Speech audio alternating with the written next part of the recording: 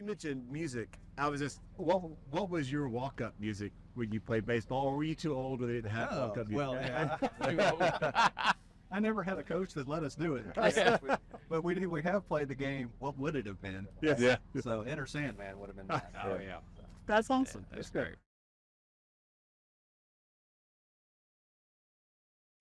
Well, this is an exciting night for us here. We're outside of Warrior Stadium in Corinth, Mississippi, just really a few minutes away from kickoff of the Corinth high school team against New Albany.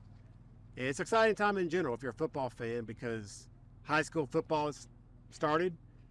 College football kicks off this weekend, and even pro starts pretty soon. And one thing around the stadium right now is you'll see there's an Ace Fiber presence. There's an Ace Fiber presence, and that's not an accident. It's on purpose, because another thing we're celebrating tonight is Ace Fiber service becoming available in the New Albany area. And that's going to be exciting and great for the people that live there, but it's also worth talking about in terms of how we got to that point and what obstacles had to be overcome, what opportunities were there to actually bring this, incredible service to a whole different part of Mississippi. So we're going to talk more about that in this discussion. But we'll first start with some introductions, and let's let you guys see who we have here with us. Why don't we start down here on this side, and everybody just kind of introduce who you are, what you do, and maybe a little bit about yourself. I'm Jason Grisham, Chief Operating Officer for Alcorn County Electric Power Association and Ace Fiber, and been here since the beginning of Ace Fiber for these 3 years plus, and been proud to bring Ace Fiber to Corinth and looking forward to bringing it to New Albany. Yeah, I'm Sean McGrath. I'm the CEO of Ace Power and Ace Fiber both. I'm a little new to the role. I've been in the role for about 4 or 5 months now. Previously, I was CFO, and that's the role that I played, along this whole venture with Ace Fiber. So, I'll skip myself for a minute and come back to me. Yeah, I'm Sam Creekmore. I'm a landscape architect by trade, but I'm here mainly because I'm in the Mississippi House of Representatives and helped formulate some of these ideas. So I'm glad to be here. And I'm Bill Mattox. I'm the general manager of New Albany Light, Gas, and Water. I've been in that role for about 13 years. I'm a native of New Albany, but prior to that, I worked at Memphis Light, Gas, and Water and worked for the city of San Antonio. So it was a good chance to get to come back home for me 13 years ago and get excited about this opportunity now. Great. My name is Bill Nyland, and I am the only person here that's not a native Mississippian or a true Mississippian, but I feel like I'm an honorary one, right? Because I've got to be involved. My company, Activate, has been involved in helping and working with Ace Fiber really from the beginning, and I've learned so much. I've learned so much about the importance of that work and about these communities, and it's been just really rewarding. It's been a great thing to be a part of. And I guess one way to start, since we're here, football game is getting ready to start, and all you guys have Mississippi ties. Some of you may have even played in this game before. I want to hear some memories. What kind of stories can you share about maybe playing or being a part of high school football in this part of Mississippi? Who's got something to say about that? I've actually played in this game several times, and I have a lot of friends from Corinth that I've played against and still maintain the friendship. So, and New Albany and Corinth are a lot alike in many ways. So it's both communities are very involved with the schools and with athletics and many other things too. So it's a fun rivalry to get together, but there's usually somebody's feelings going to be hurt by the end of the day. So are there any particular blocks that stand out, or did you score in the game? I need to hear a little more. All right. 8th grade. Now this goes back to junior high, which may be off limits, but I'm going to tell it anyway. So from 6th, 7th, 8th grade, New Albany did not lose a football game in this junior high group. And so we'd scheduled Corinth the 8th grade year. Obviously, they'd never beaten us.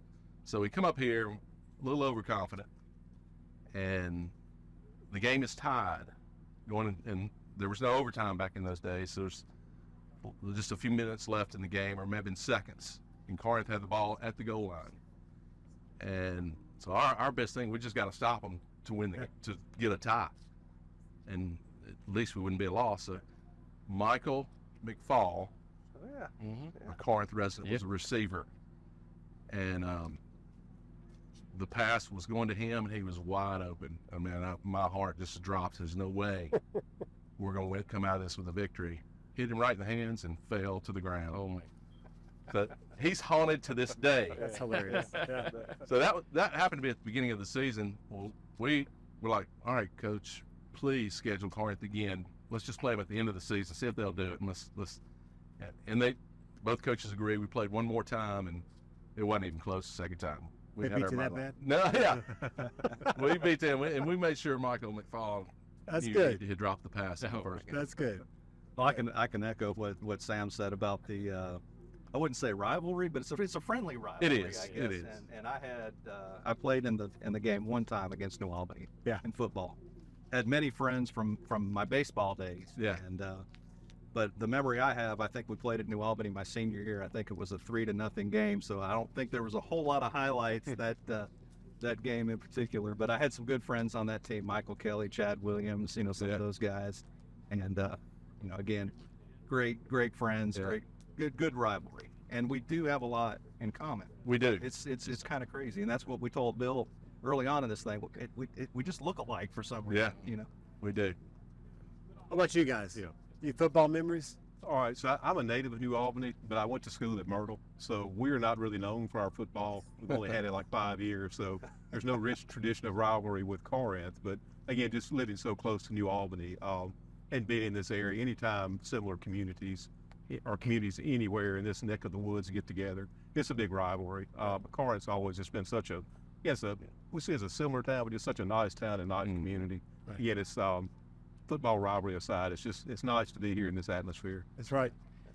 Yeah, actually, didn't play football, but I went to Ripley High School, and New Albany was one of our big rivals. That is a rivalry. And it was a rivalry, and so of course we always wanted to beat New Albany for sure, but we always considered that a big game. But I was in the band, which is part of the football game and stuff, and so that was one of our big rivals too in the band. So we had a lot of good time, and they always had a good football team and always had a good band, so it was always fun. As far as sports goes, in general, Corinth and New Albany, it's kind of an arms race. Corinth got the turf field, well, New Albany, we got to get the turf. Yeah, Corinth got this, so we're always comparing and trying to keep up with the If other. New Albany can do this, Corinth can do this. That's right. Exactly. Is it a home and home every year? Y'all play every year? And Recently it has been. Yeah. Corinth, I think now is 5A. They are. For a long time, they were 4A in the same district with us. That's right. That's right. Well, I think it's good to think about, like 3.5 years ago, Sean, I think Ace Fiber didn't exist. Is that safe to say? Oh, we didn't exist. Yeah, it didn't exist. No, right, yeah. no. And so I want to hear a little bit about how that came to be to start and get a little kind of set the tone and lay a little groundwork for what motivated that move, which had to have some risk and some complexity tied to it. I'm sure you probably sweated over all kinds of spreadsheets about before you made that move, right? And there are things you had to navigate. So what is Ace Fiber? How did it come to be? And what have you guys accomplished over the last 3 years? And maybe it's a question for both you guys to probably is. But if you back up 6 or 7 years ago, we had a visit to our office from Commissioner Brandon Presley with the Public Service Commission about co-ops getting into broadband. And we left that meeting, and I looked at Jason and our former CEO, Eddie Howard, and I said, why in the world would we want to get into broadband? Who's your ISP? Yeah. And have you ever liked your ISP? And the answer was no. And so it's funny how that kind of started. But in 2019, when the legislature identified that broadband was a need in Mississippi and we had to get it deployed pretty rapidly, they went to work on the legislation and passed it in record time. And Representative Creekmore can speak to that and how that worked. But once they did that, we went to work with feasibility studies and spreadsheets, like you said, and found that it was feasible to do a project like this. As scary as it was, we didn't have any experience in telecommunications, but we owned a lot of infrastructure. And that was the critical thing. And if you own the infrastructure, it makes it a little bit easier. Yeah. And so we just used our internal resources and kind of figured it out along the way. Made a lot of mistakes, but learned from them. And that's the great thing about this project here is we're going to be able to take those mistakes now and build off of them and hopefully do things better. Yeah. That's right. What have those 3 years been like for you, Jason? Well, it's interesting, Sean, talking about that. I think back to, we was probably in a meeting about 4 years ago, and we were talking about this, and the people around us were talking about it. And I would start looking up information, and Sean would put it in a spreadsheet, and I'd look up more information, and he'd put it in a spreadsheet. And before we know it, he had 20, 30 pages in that spreadsheet. I remember that because I remember the first meeting I had with you guys. I was amazed because I asked a simple question, something about, well, how many customers do you think you're going to immediately this huge spreadsheet comes up on the screen and everything's highlighted and multiple tabs, pivot tables, all this kind of stuff. And I was like, okay, there's a plan here. These people in Corinth know how to plan stuff. That's amazing. But we, being in the electric side of the business, some of our employees would be a little bit negative toward it and things. And I just kept coming back to the fact that the people need it. The people need it. And if that's what we need to do, then we need to be involved because, we know what we're doing in the electric side. We know our customer, and so we can help them in the power side if we can learn the business. And I think that's what we did. So we just talked about stories in football. We talked about football stories. What are some broadband stories? Can you think of, situations that people maybe were in that they were able to, achieve something they couldn't have achieved before, or making really impacts to businesses or homes or lives? I can think of one specific story where we had a mutual friend who had a son that lived in Kansas City, and I think it was his wife worked for Sprint Wireless, and she needed high-speed internet access at her home because she was working remotely, and so they had to live in Kansas City with Google Fiber, and that was a big thing for them. And he lived literally at the end of our line. And the prospects of him ever getting high-speed internet, back in 2018 probably were right. It wasn't reasonable that was ever going to happen. And lo and behold, 2-3 years later, he's got it. In early 2021, I think he had access to it. And they moved back home and built a house, and she's working for the same company, doing the same job she was doing in Kansas City with Google Fiber, and actually says that our product is superior. Yeah. So. Yeah. It makes you think that, we were always hearing that story about the child that had to come to McDonald's to use the internet service, and that was happening and things, and they would come to the library and stuff like that. But those kids now are out there, they have access to it, they can turn it on when they want to, and just a couple of years ago they didn't have that, and how much it's changed. So you guys mentioned how the opportunity was presented to you and you pursued probably relatively direct channels and how to get there, right? Because it's kind of laid out, you kind of knew the steps, but they were scary steps and they were complex steps. But it sounds like on the New Albany side it hasn't been quite that direct. Is that fair to say? I mean, talk some to the obstacles and some of the things that might be preventing or would have prevented this from being possible. Well, you mentioned the 2019 legislation. That really only applied to co-ops. Right. So there are 3 areas in the state of Mississippi where the municipality owns the utility company. They're not a co-op. They're owned by the city. Right. And that prohibited them, that legislation, whether the legislature knew it or not, it prohibited those 3 areas from being in the broadband business. So since 2020, 2019, New Albany Light Gas Water's had 0 opportunity in broadband. Meanwhile, all the co-ops around us and y'all have done a great job of spreading, but they knew they can take Union County and New Albany last because there was no competition. So in 2020, I authored legislation after legislation after legislation to enable the municipality owned or just New Albany to get in the broadband business. Well, by that time, the co-op, and I'm not throwing any shade in y'all's direction, but, I mean, it was a strong delegation, and for one reason or another, the bills never saw much light Right. in the Capitol. And finally, I went to this was in 2022. I went to Speaker Gunn and I said, I can't go back to Union County without some type of plan for broadband. They're not going to let me in the county line because I came down here to help solve this problem. And he said, just I'll support you, but just be patient and we'll go through this broadband commission that the legislature had just formed with Sally Doty's now running. And so, report back to Bill, and this is the plan. We have support on it, but we're not going to get it through legislature. We have to go through this commission. And to make a long story shorter, I said, Bill, if you'll come down to the Capitol with me, we'll go talk to Sally Doty right now. And Bill did. And before Sally even had an office, she let us in and we explained the situation, which she was aware of anyway. And she said, we'll help you. Meanwhile, when we realized that we're not going to be in the broadband business by ourselves, Bill came up with the idea of the smart grid system. And you'd mentioned having the infrastructure in place. Bill had done a great job having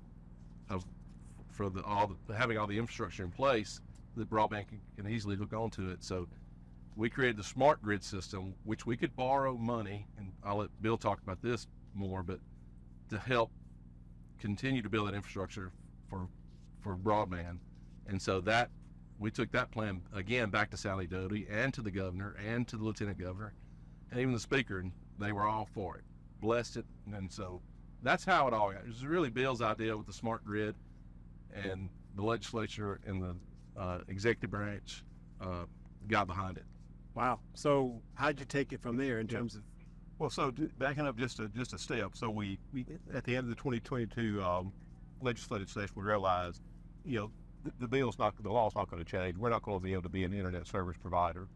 So we had three options. One, we could do nothing and just let either a neighboring co-op or let some of the incumbent providers come in and slowly take things over. We did not really like that idea because we couldn't ensure that everybody would get served. And, we wouldn't really have any say-so in it. We were just kind of at their mercy.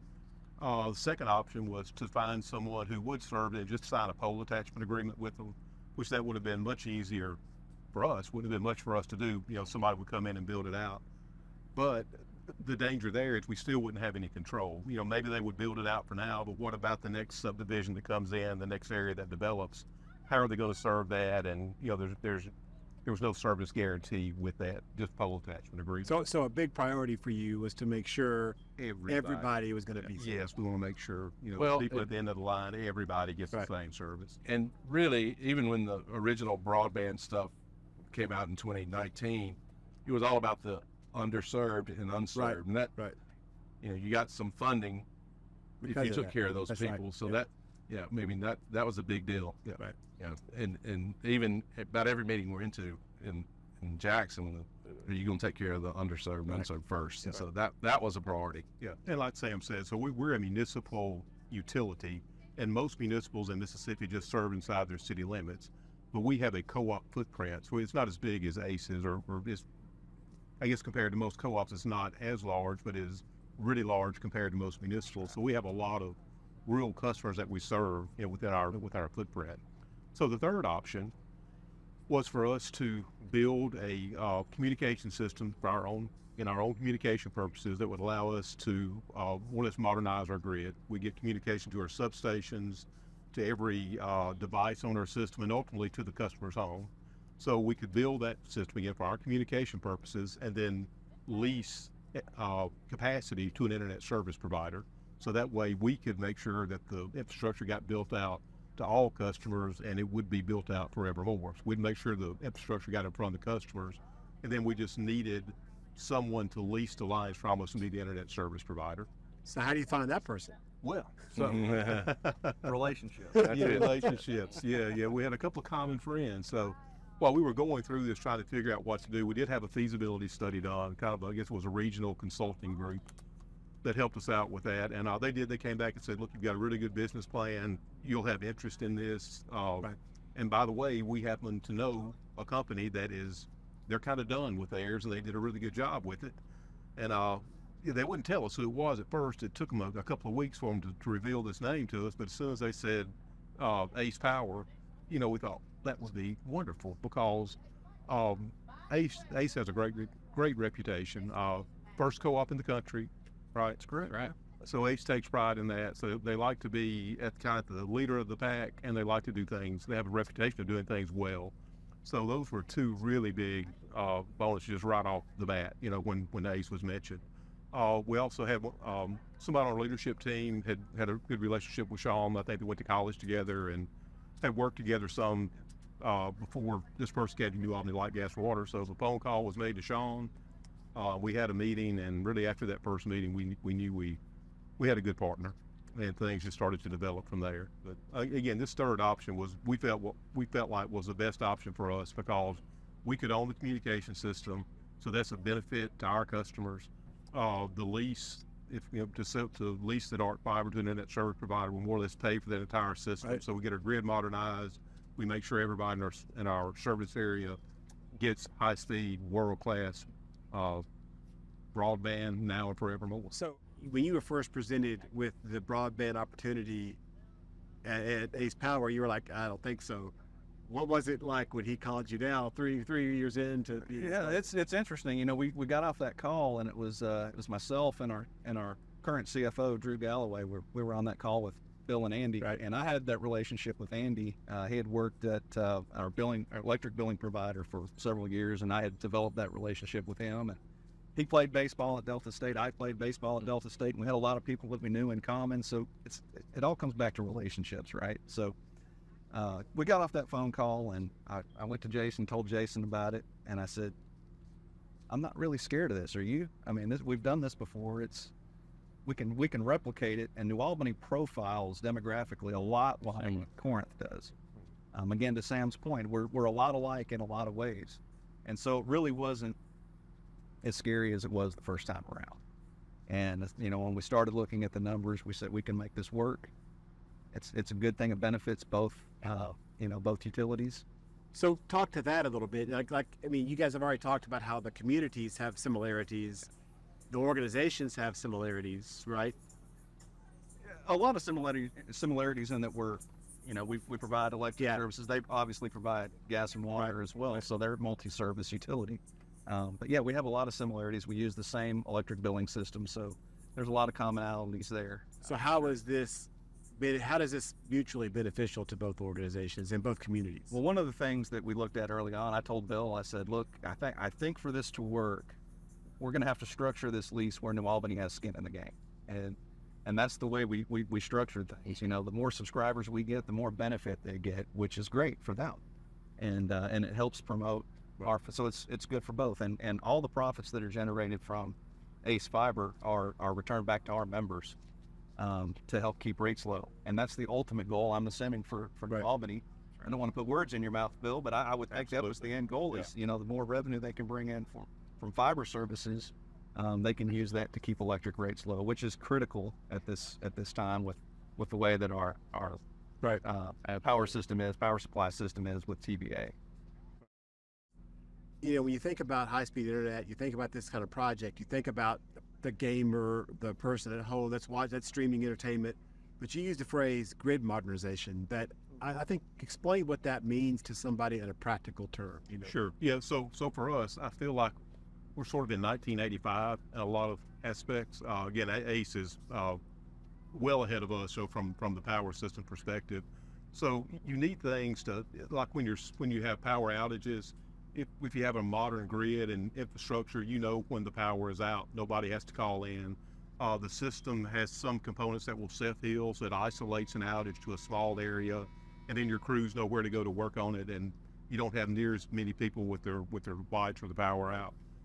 You can manage your substation loads, and with everything that we hear that's coming down the pike, all the electric vehicles and the demand on the grid, it's really going to be critical be able to manage your load, to know what's going on at the substation, know what the load is, and know how to manage that. That you're talking about like electric vehicles and stuff like that. It's all going to put more pressure on everything. Right. So as a consumer, you don't think about all that stuff, but there's a big immediate and long-term benefit to this kind of move. And if we don't have this communication system, there's still ways to accomplish it, but this is the absolute best way to accomplish it. I mean, there's just nothing faster than fiber, you know. So it answered a lot of questions for us, and it's really going to send us down a path to get our entire electric system modernized. Yeah. You know, we throw out this term, guys like me, I even tell people, you know, what does Ace Fiber do? Oh, I'll wear my Ace Fiber hat, but I'll play golf, and people ask me what it is. I say, oh, it's this great thing, you know, this power company is taking fiber to their community. And I can say that, and it sounds so simple, right? It's taking fiber to this community. Right? How complex is this, and what's really involved, you know, when you go from, okay, we're making the decision to do it, to actually having somebody that's experiencing and having the service. I mean, I don't necessarily want everything. I understand.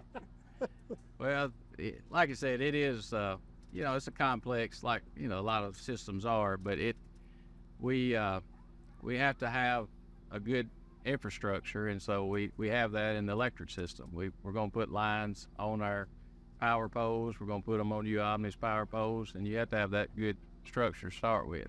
So obviously you need to start with a plan. You got to have a good plan. If you fail to plan, you plan to fail. So you have to have a good plan, and so that's a good design, and that's what's going on now. We have to have a good design. We were talking about some mistakes. You know, one thing that probably 2 weeks before we did our first work here in Alcorn County, we were actually still changing our design a little bit. And so if I went back, there are a few things in that first part I would change now, you know. But if you have that good plan, and that's what we're taking time to do in New Albany, you know, we're going to have a good system. We're going to have one that you can operate, one that you can maintain, and it provides a world-class product. And that's what we're trying to do. And that takes some time. It takes some time. That's what we've been working on. Yeah. And I'll add to that. It does seem to get frustrated. I've been frustrated kind of this week a little bit. I know Bill and I have shared our mutual frustration on this, because the low level design, where you get on that street level and you start using things like LiDAR to you know, figure out what kind of assets you've got on your poles and what kind of clearance you've got and that type of thing. When you get in the weeds like that, you identify what you have to change out, right? Because there's going to be poles and infrastructure that needs to be changed out for clearance to be able to put fiber on that pole. It takes time, takes money, and that's kind of where we're at with that. So how's it going? You know, you guys working pretty close together now? Is that sort of a daily thing? Or? Oh, absolutely. Yeah. Well, maybe not every day, but most days. Yeah. We talk because.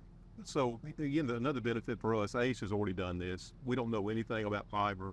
You know, never really didn't think we'd ever actually have the opportunity to do what we're doing now. So we have no knowledge of it. So having a partner like ACE is great for us, because again, they've been through it.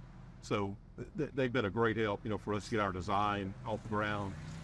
Doesn't go as fast as we'd like for it to go at this point, but once we get started, we're confident it's going to move really fast.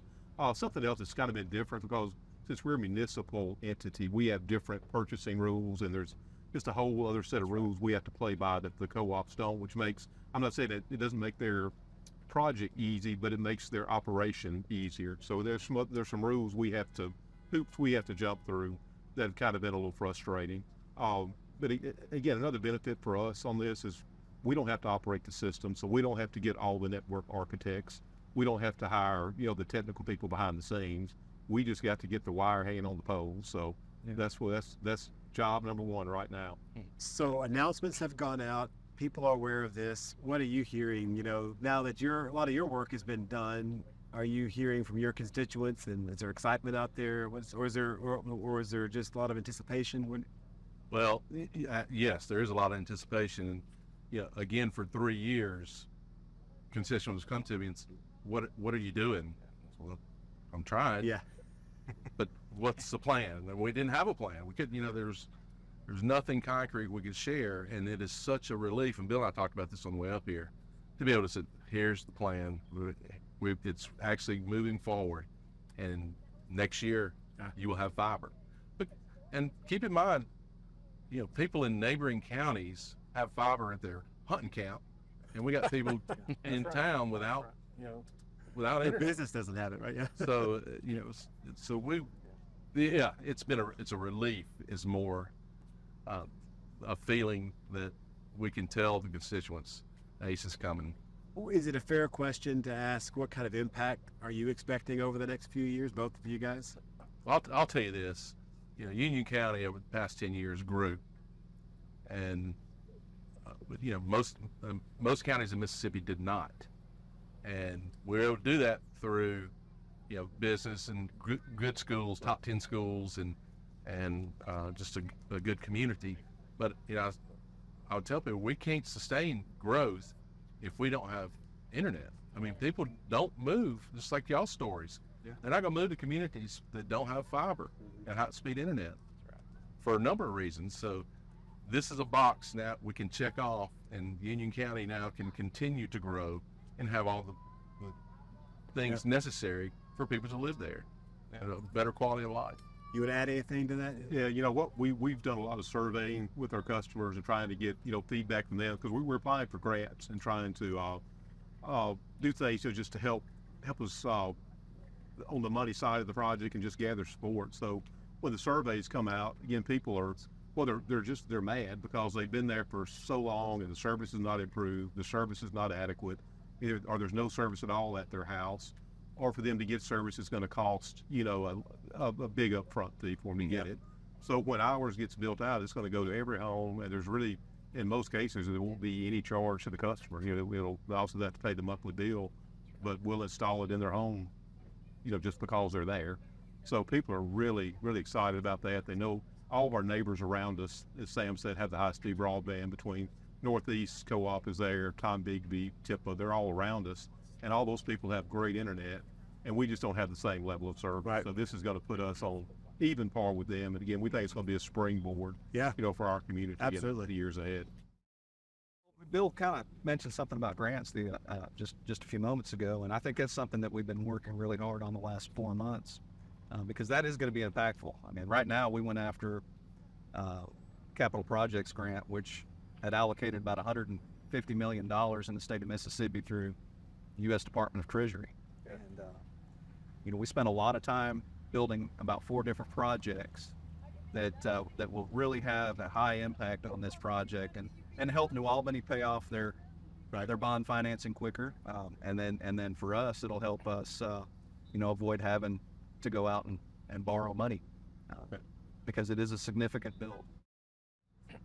There's so much more than just the direct service and the benefits that service brings to somebody who's working or sitting on their couch or whatever. Can you speak just maybe a summary of just like the benefits that this brings way beyond that? I think it affects a household in a major way. And one of the things, you always hear about internet. Well, it's not really internet that they're craving so much. It's broadband and what you can do with broadband. Right now, I think there's folks in rural parts of Union County and New Albany's footprint that hear everybody talk about streaming, and they can't stream at their house. They've got to get, if they're going to watch TV, it's got to be satellite or maybe cable if they're lucky.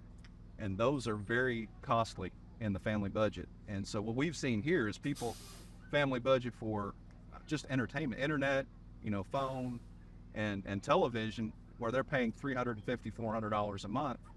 Now they're paying $150 to $180 a month, and so it's almost cut that budget in. Right. At least in half in most cases, and that's what we don't talk about very much. We talk about internet, but it's really broadband and what doors and avenues that broadband opens up. So that might be a good segue into what makes ACE Fiber ACE Fiber. I mean, I looked at some statistics today or yesterday, and ISPs are spending $21 billion a year in advertising. Just to give Comcast, somebody that's kind of around in these parts, $100 million a year they're spending on advertising, and they're saying all the same things, right? They're saying this, they've got the same images, the same basic ideas. What makes ACE Fiber beyond just that? Because I know you've got other things about that can bring value to a household. Speak to that, because there's a lot of exciting stuff that exists today and is coming soon. Well, you mentioned competition that we had in our area. That was probably the most scary part, was how's the competition going to react to this? What are they doing? And in our service territory here, we had some of the big multimedia conglomerates that we had to go up against. And this is my opinion.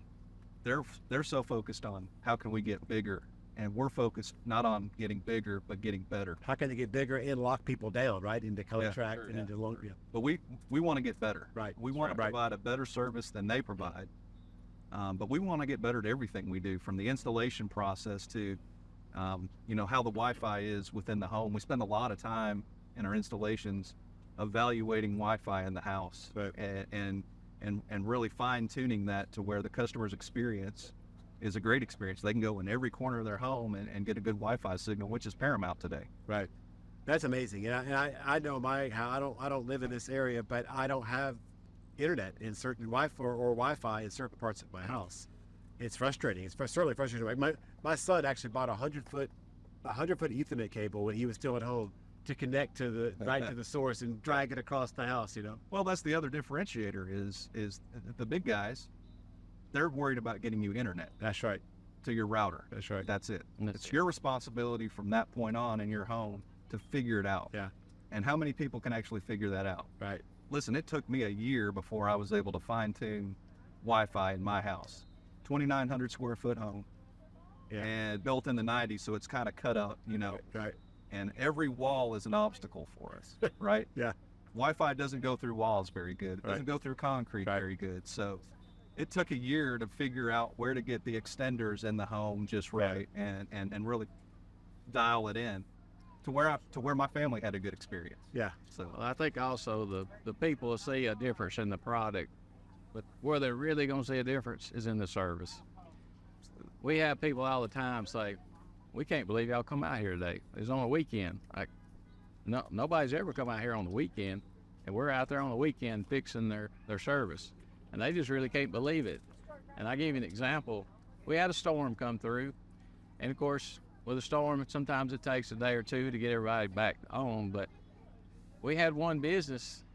My daughter went to get a haircut, and she was sitting in the chair getting a haircut. And she texted me and said, "Their phones are not working here." And I said, "Well, have they called in?" They said, "No, we thought y'all were too busy to get it." I said, "No, we'll be there." Before she got out of the chair, they were back working. I mean, it was no time, and we had them back working. And that's what we strive to do. Can't say that we can do it every time, but that's what we strive to do. It's not just that you would come out there, it's that they were able to actually contact you. That's right. I mean, that's right. What service providers can you actually pick up the phone and contact you? That's right. Well, I can tell you this: that same storm that he alluded to, I think we had we had a customer down maybe for 24 hours. We didn't really know about it, but we had everybody back up after a major storm with 5,000 power outages. We had everybody restored within 24 hours.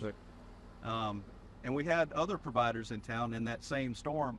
They weren't even going to get a service order worked at the home for 19 days. Good grief. And so it's a good opportunity for us, Yeah. because we can get in there and we can get them installed Yeah. quicker than that. So. And I mean, you guys haven't said this, and I think it applies to both communities. You know, when you are with one of those national conglomerates or even regional, where is your money going? You know, it's going to a corporate headquarters somewhere. It's dealing with optimization at a much different profit-focused level, right? You guys, the differentiator to me is everything about this. Mm-hmm. Everything about it is about bettering the community and making people's lives better. That's the driver. That's the driver. Cool thing about tonight is everyone that's in the stands is a direct stakeholder. That's right. And what we've got going on here. Yeah. That was why we wanted to be here. Even if you don't take the service, right? Even if you don't take Ace Fiber service, you benefit from it. They're directly benefiting from it. Yeah. Anticipation's building. People are excited. What's your message to those people who might be impatient or are ready to? Maybe they're like saying you got to get it done faster, or something's gonna. Where am I in line, or what are your thoughts? Well, and we've talked about relationships before, and I believe me, we've been in several meetings with many other providers, and it's just from the very beginning, this was just a different vibe. Right. It fit, and just like the story of the customer service, the relationship they have with their customers, they care about, and that's been the same way with us. And so, in New Albany and Union County and the light gas water footprint, the anticipation of having that relationship with Ace Fiber and knowing Ace Fiber is going to care about our customers that same way has really been rewarding for them. And our people are being patient. I mean, they're excited, but they know they got something. They know they got the best coming, and it's going to care about them. Yeah, some are more patient than others. I can't go anywhere without somebody asking when are you going to find, when are you going to be on our road? What's the schedule? And to that point, we're very close. We've got the material order, like as Sean and Jason said, we're working on a low-level design. We're about halfway through that, which sounds like we still got a long way to go. But once you get to that halfway point, then you're ready to start building infrastructure, and then as you're building, the rest of it finishes up. So we're almost to the point. Construction will start happening hopefully right around the end of this year, and we hope to get the backbone built maybe in a year if we're fortunate. And then of course it'll be on ACE. They'll start coming behind us and actually providing the service. So, but we feel it's not going to be nearly as long as it has been. It's not far away. And I think it's worth noting too that all this is going on, and has gone on during a worldwide pandemic. Mm-hmm. With worldwide silicon chip shortages. Oh, that's true. Yeah. That directly affect our supply chain. Yeah. And we've been able to do this, and it's really is remarkable how quickly things can move when you set your mind to something. I would like to add, at the beginning of this, we talked about there are two other areas besides ours that have the same issue that we had not been able to provide internet. Well, what these guys have created is a model that the rest of the state in these areas can use. And that's so important. Yeah, I was actually going to ask you about that. This is not just, it wasn't like you guys just followed a roadmap. You created a roadmap, right? I mean, absolutely. I mean, these guys did it, but yes, and it's something that other communities can look at and do that are in doubt, and maybe another opportunity for ACE as well. Yeah, this is the first partnership like this in the state, which ACE likes to be first. I like to be middle of the pack. It's a safer place to be. Yeah, it's a little nerve-wracking, but again, we just felt like this was the right path, and again, we hope it is beneficial for others. Once we get ours up and running, hopefully others do the same thing. So what should people do? I mean, there's so much exciting information here. So many things we talked about. What would you advise people to do to find out more, or to voice their interest, or to learn, or to make sure they stay up to date? Well, one of the things we learned on our project was getting the addresses and the locations correct is vital to the project. If you don't do that right on the front end, you there's some hurdles that you have to go through. Yeah. Right.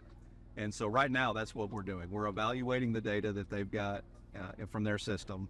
We're ingesting that into our system so that we can take that data and start taking pre-registrations from customers. So in the next few months, that's what we're going to be doing, is we're going to be making those pre-registrations available to the folks in New Albany's footprint so that they can go to our website, pre-register, and then when their area is ready for service, we're automatically going to email them or text them for the next step. Hey, we're ready to schedule your install, and we have a fully automated system for that where customer actually gets to choose their installation time and date when it's convenient for them, and then we build everything, all the infrastructure to them from there, and no installation fees, no hidden costs, no contracts. When can they go to the website and do that? Yeah, it'll be in the next couple months. Okay. Are you going to be notified, or is that just something they need to be checking on or following social media? Yeah, the best way to do that is to follow us on social media. We have a great Facebook following here, and if you just look for Ace Fiber on Facebook, that's the best way to kind of keep track of where we're at. We'll be putting that information out for those customers. Usually in a backdrop like this, a game day backdrop, we don't have two football helmets in front of us, but we could. Is Lee Corso going to jump out? Yeah, come out. Usually it's about predictions, right? People make predictions about the game.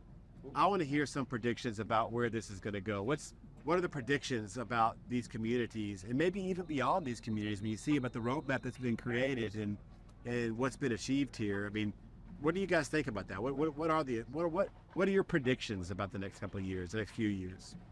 Yeah. Well, I think New Albany's going to win the football game. Okay, that's good to know. Number one. And number two, I think your take rate in Union County will be the highest you got.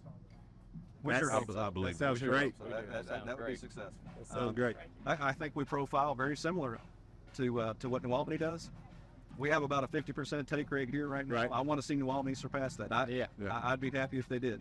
Which I'm 50%, so glad there's drums right now too. That definitely makes this authentic. Yeah, that's right. We're really here. Real But the 50% is higher than most across the state. I think it's well, one of the benefits that we had, we were one of the first that were completed with construction in the state. So Told you they were first all the time. They're first. one of the first. That's right. I won't claim that we were the first. There's some co-ops that were out there and did some really good things, and They did. And we've formed some partnerships and alliances with them as well, and I think that's going to be awesome for Mississippi. And I think what you're going to see, if you want a prediction, my prediction is Mississippi ends up leading the nation in connectivity in the next 5 years. That's my prediction. That's pretty awesome. So leading the nation in connectivity in 5 years. You heard it here. Remember, keep checking Ace Fiber's website, all the social media platforms, especially Facebook, to get all the updates, and keep following this project day by day because it's happening. It's real, right? Throw us some curveballs. You sure that you can't work with that? I know it's loud. It's charming. That's what it is. It's okay to park in the middle of the street for now. For now. What does that mean? Well, First of all, explain what you mean, and then explain what you mean about for now. If you come to downtown New Albany, people park in the middle of the street, just right on the middle of the center line and cut it off. So people find that very odd, but I would find that odd. It is illegal, but it's still allowed. So we park in the middle of the street. So that's okay. It's perfectly acceptable to do that. All right. What else should they know? Well, we're a town of big dreamers. It's a small town, but people think big in New Albany, and so I think it's a perfect fit for Ace to be in New Albany. And the restaurants are good. Yeah. And we're opening we up visited two new ones. That's right. Nico's, right? Yeah. Nico's Nico's opening this weekend. And then we'll have one that's from Las Vegas that's going to be downtown that'll be opening next few months. Awesome. And of course, our standard ones, the Tallahatchie Gourmet and all.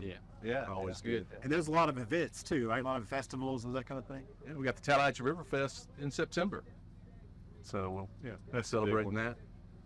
So a lot goes on in New Albany. All right, we'll try to get these guys up to speed as quickly as we can. Yeah. There you go. Especially on the food, I hope. Right. Yeah, that's right.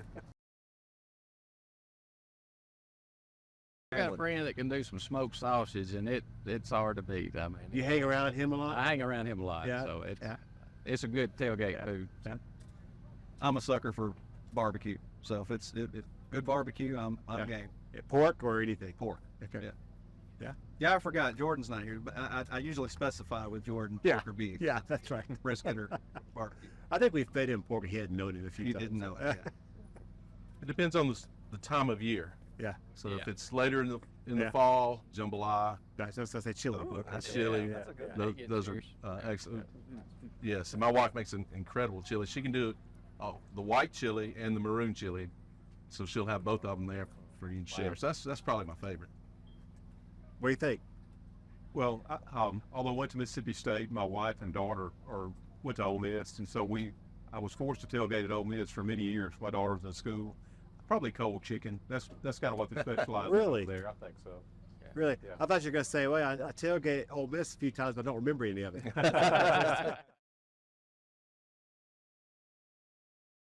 Well, both my sons played for New Albany, and they didn't have the success I did against Corinth. I understand. Who could? That's right.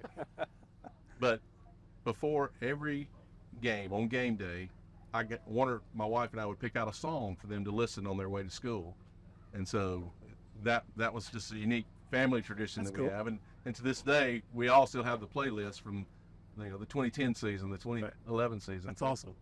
Fun to go back and visit those. Anybody else? I mean, mine's not live football, but my family tradition with my son, we're big fantasy football players, and so on Sundays we get out of church and we come home, sit in my office, and we watch Red Zone, which is available on video. Very available on video. That's right. That's right. Yeah. Fantasy football can be the best thing that happens to football watching, and sometimes it can be the worst because it messes up the way you're watching the game. Worst. Yeah.